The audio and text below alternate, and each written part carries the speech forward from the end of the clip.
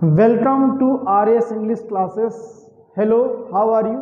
I am Ravi Shankar Yadav before you, and I am going to teach you very important topic. This topic will be based on common errors. So friends, let's start. जैसा कि आप देख पा रहे हो, ये जो topic है कॉमन एरर्स का है, जो लगभग हर कॉम्पिटिटिव परीक्षाओं में इससे क्वेश्चंस आता ही आता है। तो आइए देख लेते हैं क्या है। यहाँ देख पा रहे हो, कह रहा find out common errors. Common errors आपको फाइंड आउट करना है। तो पहला देख लेते हैं। इसमें आपको सुन लीजिए क्या करना है। इसमें देखिए पार्ट दिया हुआ है ए, बी, सी और डी। इसमें से आपको क्या करना है, जिस पार्ट में एरर है आपको उस पार्ट को आपको क्या करना है, फाइंड आउट करना है कि किस पार्ट में एरर है। ठीक है, तो देख लेते हैं क्या है। इसे लिखा है पहला, आफ्टर रिटर्निंग, आपका ये ए हो गया इतना। From the jail he has abandoned, ये पूरा पोर्शन बी हो गया। ऑल द क्रिमिनल एक्टिविटीज, ये जो पोर्शन आपका हो गया, यहाँ तक का ये पोर्शन बी हो गया। और उसके बाद ये पोर्शन आपका सी हो गया, ये सी है। और ये to lead a simple life no error. अब आपको बताना है कि किस पोर्शन में गलती है।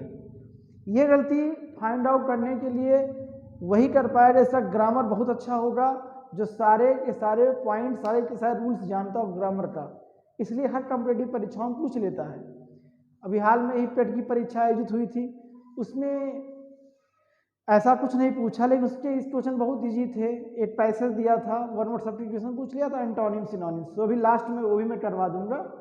ठीक है, पहले इसको आप कर लीजिए, बहुत ईजी है। देख लेते हैं क्या है। तो यहाँ देखिए, आफ्टर रिटर्निंग बताइए किस पार्ट में गलती है। इन्होंने पढ़ ही दिया है। ए में गलती है कि बी वाले में है कि सी में है कि डी में, किस पार्ट में गलती है आपको दिख रही है, दिमाग लगाइए। चलिए ठीक है, बता देता हूं क्योंकि आप समझ लेंगे। देखिए यहाँ लिखा हुआ आफ्टर रिटर्निंग, ठीक है, फ्रॉम द जेल, यहाँ तक तो ठीक स्थिति है। लेकिन फ्रॉम द जेल जो लगा है, तो जेल से लौटा के आ रहा है ना, तो ये पार्ट आपका, ये बी पार्ट में गलती है, इस पार्ट में गलती है। क्या गलती है, क्योंकि यहाँ जो फ्रॉम द जेल लगा है ना, फ्रॉम द जेल नहीं होगा। ये फ्रॉम द जेल का प्रयोग करना, फ्रॉम द जेल। और जो फ्रॉम द जेल लिख रहे हो आप, तो ऐसा लिखना गलत होगा। तो सही क्या होगा, केवल होगा फ्रॉम जेल होगा, द जेल नहीं लगेगा। क्यों नहीं लगेगा, इसको भी क्लियर कर दे रहा हूं। देखिए इसके लिए पीछे रीजन क्या है कि चूंकि वो जेल से सजा काट के आ रहा है ना, फिर उसने निर्णय किया त्याग देगा क्रिमिनल एक्टिविटीज जो अपराध करता है। ठीक है, तो मामला ये है, अब अगर जो आप द जेल लगाओगे तो कोई भी काम करने गया हो जाएगा, लौटा वहां से। लेकिन अब जो केवल फ्रॉम जेल है, ठीक है, तब समझो वो कारावास निपटा के आ रहा है, मतलब सजा काट के आ रहा है। क्यों, क्योंकि जेल किस लिए बना है, जेल इंग्लिश का कॉन्सेप्ट सुन लीजिए। जेल इसलिए बना हुआ है कि वहां पर जो क्रिमिनल होंगे उनको कैद किया जाएगा, सजा दी जाएगी। इस तरह से जो संस्थान जिसके लिए बना हुआ है, जैसे हॉस्पिटल या द टेम्पल हो गया, द हॉस्पिटल हो गया, हॉस्पिटल हो गया, तो ये सारी चीजें जो अंदर, द स्कूल हो गया, यहाँ दा का प्रयोग करना गलत होगा। क्यों, ये दा इधर लगाते तो गलत होगा, इसलिए क्योंकि ये बना किस लिए, मंदिर जाते पूजा करने है, अस्पताल जाएंगे तो वहाँ का उद्देश्य क्या है आपका, दवा लेना। ठीक है, स्कूल जाएंगे पढ़ना। तो जो चीज़ जिसके लिए बनी है उसी पर्पस से आप जाए तो उसके बाद आर्टिकल दा का प्रयोग नहीं होता। तो ये दा लगाना गलत है, यहाँ ये आर्टिकल दा लगाना गलत है।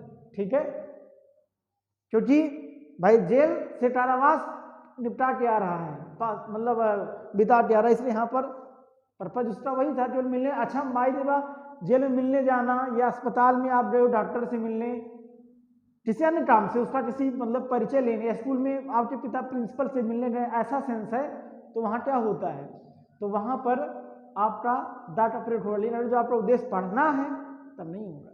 यही बात है। क्या क्लियर हुआ? ये सारे कॉन्सेप्ट के लिए आपको हम तो कॉन्सेप्ट जानना पड़ेगा तभी काम चल पाएगा। चलिए ठीक है, आगे देखते हैं। दूसरे में क्या है, आई विजिटेड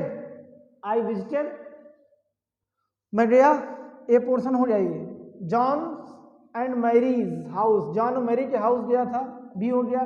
ट्वाइस 2 बार, बट फाउंड पाया, डी में द कपल अब्सेंट, मतलब दोनों जोड़े नहीं थे। ई में नो एरर, कोई गलती नहीं है। अब नो एरर हो तो नो एरर बता सकते हो आप। मतलब मैं गया, अब कपल लगा, कपल का मतलब क्या है, दोनों हस्बैंड एंड वाइफ है। तो मैं गया था जॉन और मैरी के घर, लेकिन 2 बार, लेकिन हम तो नहीं पाया, दोनों से मुलाकात नहीं हुई। इसमें गलती क्या है बताएं? तो इसकी गलती देखिए, इसकी गलती इसकी तो ये जो है पास्ट ऑब्वियस लगा, जॉन्स पर भी लगा, इस पर भी लगा है। ऐसा तब होता है जब 2 अलग अलग रोड होती है। अब चूंकि ये दोनों हस्बैंड एंड वाइफ हैं और घर भाई जॉन और मैरी, इनका घर एक ही तो है। अब चाहे जॉन के घर जाओ चाहे मैरी घर जाओ, अभी थोड़ी है कि जॉन का अलग घर मैरी घर अलग, ऐसा नहीं है।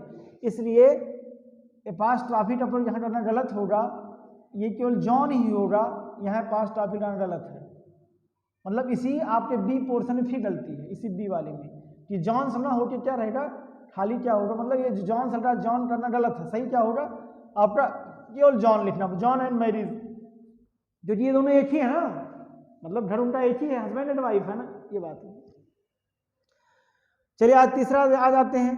ही गेव मी, उसने दिया, क्या दिया, 2 इंपॉर्टेंट इंफॉर्मेशन, 2 महत्वपूर्ण सूचनाएं। I had been waiting for, जो मैं इंतजार कर रहा था, ठीक है, फॉर द प्रीवियस 2 मंथ, पिछले 2 महीने से नो एरर। इसमें क्या गलती है, फिर आप देख लीजिए फिर से, he gave me 2 important information. अब यहाँ इंफॉर्मेशन दे रहा है ना, तो देखिए यहाँ फिर गलती बी वाले पोर्शन में ही है। क्या गलती है, क्योंकि इंफॉर्मेशन, ध्यान देना, इंफॉर्मेशन नहीं होता है, ठीक है, जैसे फर्नीचर्स नहीं होता है, केवल फर्नीचर होता है, ठीक है। अगर जो आप लिख रहे हो, ठीक है, यहाँ जगह बता दे रहा हूँ, मान लो आप लिख रहे हो फर्नीचर्स, FURNITURES, फर्नीचर, गलत है ये। ऐसे इनफॉर्मेशंस कहना गलत है। सही क्या होगा, खाली इंफॉर्मेशन, तो यहाँ पर इंफॉर्मेशन बनाना गलत होगा। सही क्या होगा, इनफॉर्मेशन, क्योंकि यही आपका इसका प्लूरल नहीं बनता, इंफॉर्मेशन ही होता है। बी पोर्शन में गलती थी। चौथा देख लेते हैं, नाइदर रजनी नार, अच्छा हाँ रजनी, नाई रजनी नार रागिनी, नाई रागिनी वेन टू टेक, मतलब फिर से देख लो, neither Rajni nor Ragini were to take to her heels, अपना हील जो उठाना होता है, जो पहन के चला जाता है, जो उनका फुटवेयर है।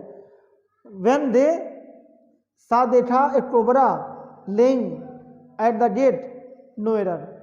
अब इसमें क्या है बताओ भाई, नाइदर लगा है, नाइदर के साथ नार लगता है, तो आप पढ़े हो नाइदर नार, कैसा कंजंक्शन, नाइदर नार, नाइदर नार आइदर आर, आपने पढ़ा होगा कंपाउंड सेंटेंस ना, तो उसमें कंपाउंड सेंटेंस में ये आपका अल्टरनेटिव कंजंक्शन में आता है, ठीक है।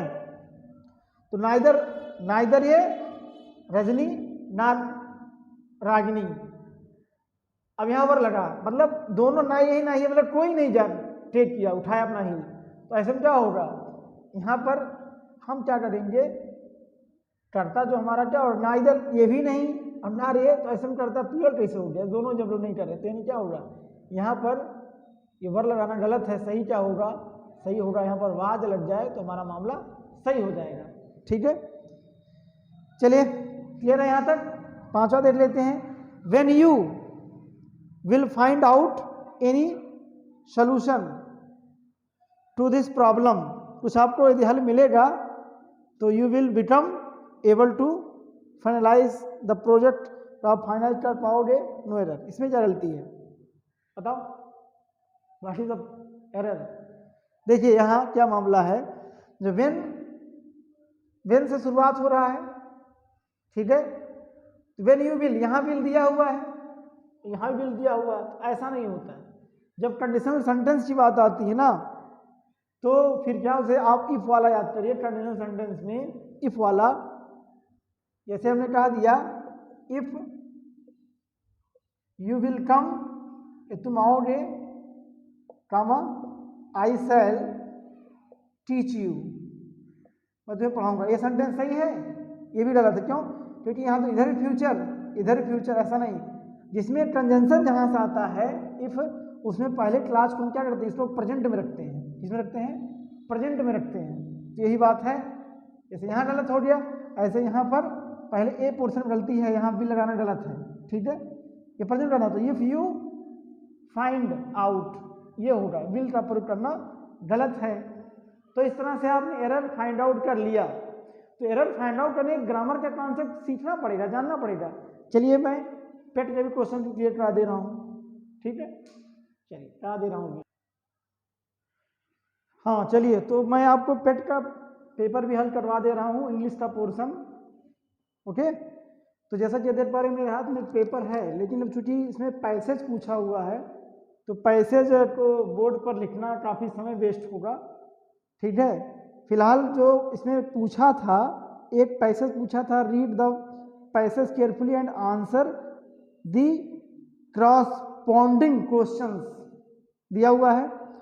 तो अब पैसेज में क्या दिया हुआ है, वैलेंटाइन डे के बारे में दिया हुआ है, ठीक है, जो कि आप पता है कि फरवरी में 14 को मनाया जाता है, ठीक है, विश्व में। तो इसके बारे में पूरा पैसेज है, ठीक है। तो हम सीधे निष्कर्ष पर आ जाते हैं क्योंकि टाइम लगेगा, ठीक है। तो इसमें पूछा क्या है, आप पढ़े होंगे, कह रहा है according to the passage, passage के अनुसार, व्हाट डू स्कूल चिल्ड्रन, जो स्कूल के बच्चे होते हैं, गिफ्ट दिए टीचर, अपने टीचर को क्या गिफ्ट देते हैं। एक्चुअली वैलेंटाइन डे में तो जान ही रहे हो आप लोग क्या होता है। वैलेंटाइन डे में गिफ्ट दिया जाता है, जो फ्रेंडशिप होता है या कोई कपल होता है, ठीक है, तो वो उसको करता है, जो गिफ्ट देता है। कपल समझ रहे हैं, प्रेम प्रेम का। फिलहाल टीचर्स को भी दिया जाता है, लेकिन वो उसका थोड़ा सेंस दूसरा होता है। तो उसमें क्या होता है, ग्रीटिंग कार्ड से नए साल पर दिया जाता है ना, वही सारी चीज़ें होती हैं। इस पैसेज में लिखा हुआ आप समझ जाओ जब पढ़ोगे। तो यहाँ क्या लिखा हुआ, क्या दिया, तो बैलून दिया जाता है टीचर को, बच्चे देते हैं, चॉकलेट देते हैं, ज्वेलरी देंगे, नहीं कोई सवाल नहीं है, और थैंक यू कार्ड। तो हमारा जवाब उसमें क्या, थैंक यू कार्ड, यही डी ऑप्शन सही होगा, थैंक यू कार्ड ये दिया जाता है, ठीक है। तो ये जो लोग चाहिए होंगे उनका सही है, ठीक है। दूसरा क्वेश्चन था अकॉर्डिंग टू पैसेज, पैसेज के अनुसार इज वैलेंटाइन डे, जो 14 फरवरी को आता है, ऑफिशियली ए हॉलीडे, मतलब ऑफिशियली मतलब दफ्तर से ही पूरी तरह से क्या छुट्टी रहता है, ठीक है, मतलब क्या सरकार छुट्टी कर देती है ऑफिशियली। तो ऑप्शन में क्या दिया है, नॉट स्पेशलाइज, विशेष नहीं ध्यान दिया गया, यस हाँ, प्रोबेबली शायद, नो। तो सीधी सी बात है, कोई छुट्टी नहीं रहती है, जो सरकारी संस्थान से कोई छुट्टी नहीं रहती। क्या ऑप्शन क्या होगा, डी, नो पर जाएंगे हम लोग, नो वाला सही होगा, ठीक है। फिर अगला क्वेश्चन, दो ही क्वेश्चन था पैसेज से, बाकी हमारा क्या, choose the correct antonyms, antonym माने अपोजिट होता है, विलोम ऑफ रैपिड। इसका रैपिड माने बहुत तेज होता है, फास्ट, ठीक है। तो इसका उल्टा बता, ध्यान देना, उल्टा बताना आपको। तो क्या होगा, एडवेंचरस माने साहसिक होता है, तो होगा नहीं। फ्री, फ्री माने मुफ्त का होता है, मीन माने मतलब होता है, मीन माने नीच भी होता है। तो रैपिड माने ये होता है, रैपिड का क्या होगा, सुस्त होगा। जो तेज का उल्टा, तो यहाँ टार्डी, ये टार्डी बी ऑप्शन सही होगा, टार्डी। अच्छा एक बात आपको एलिमिनेशन भी आना चाहिए, मान लो नहीं भी आ रहा है तो बाकी आपको एक ऑप्शन बी, एक एडवेंचरस आपको पता है, फ्री पता है, मीन पता है, तो जाहिर सी बात ये नहीं, तो जाहिर सी बात है टार्डी ही है। तो ये भी इसीलिए आपको नॉलेज इंक्रीज करना पड़ेगा, जितना आपका नॉलेज होगा उतने अच्छे से कर पाएंगे आप, ठीक है। इतना आप पढ़ लीजिए ना, तो कोई दिक्कत नहीं है। और वर्ड पावर हमेशा से ही हर कंपटीशन में जान लो कि बहुत महत्वपूर्ण रोल अदा करता है, ठीक है। फिर देखते हैं, क्या गिव वन वर्ड, सब्स्टिट्यूशन देना, एक शब्द बताना है। तो क्या कर रहा है, एक शब्द, वन वर्ड, हर परीक्षा में आता है, पेट में भी आया है, ठीक है।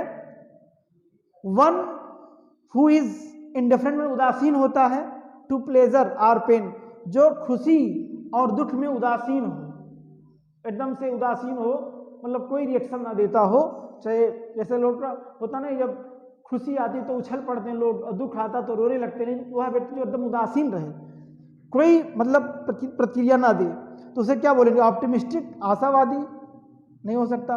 स्टोइक, ऑर्फन अनाथ होता है। मशीनरी, मशीनरी का मतलब होता है जो पैसे के लिए काम करे, ठीक है, उसी को मशीनरी बोलते हैं, ठीक है। तो अब ये हो नहीं सकता, आशावादी, ऑर्फन अनाथ होगा नहीं, ये होगा नहीं, तो ये स्टोइक जो है इसका मतलब क्या होता है? उदासीन। स्टोइक में उदासीन होता है तो वह व्यक्ति जो ना तो खुशी में बहुत ज़्यादा एक्साइटेड हो, ना ही दुख में रोए, एकदम दोनों ही में बैलेंस रहता है, तो उसे उदासीन उसी को कहते हैं, स्टोइक। लास्ट 5वां, choose the correct synonyms of tame. Tame का सिनोनिम, टेम माने पालतू होता है, इसका सिनोनिम माने पर्यायवाची होता है, सेम बताना। फ्री माने आजाद होता है, आपको पता है, स्वतंत्र। डोसाइल, विनम्र। एनिमेटेड, एनिमेटेड का मतलब होता है प्रसन्न रहना। स्पिरिटेड माने साहसी होता है। तो डोसाइल माने क्या होता है, यहाँ देख लो, टेम माने क्या होता है? टेम माने पालतू, पालतू जो तो बहुत सीधा साधा होगा, इसका क्या होगा? तो सीधी सी बात ये तो है नहीं, ये है नहीं, ये है नहीं, तो डोसाइल, डोसाइल माने बहुत विनम्र, सीधा साधा, सहनशील, तो ऑप्शन हमारा क्या होगा? बी होगा। तो इस तरह से आपने देखा पेपर काफ़ी आसान आया था इंग्लिश का portion. So friends, as you know I do not make large videos. आपको वीडियो कैसा लगा जरूर बताइएगा। तो इस तरह से मैं आपको हमेशा कहीं कोई यूजफुल वीडियो देता ही रहता हूँ। सो एक बार मैं कहना चाहूँगा, thanks a lot for watching my video, thanks a lot.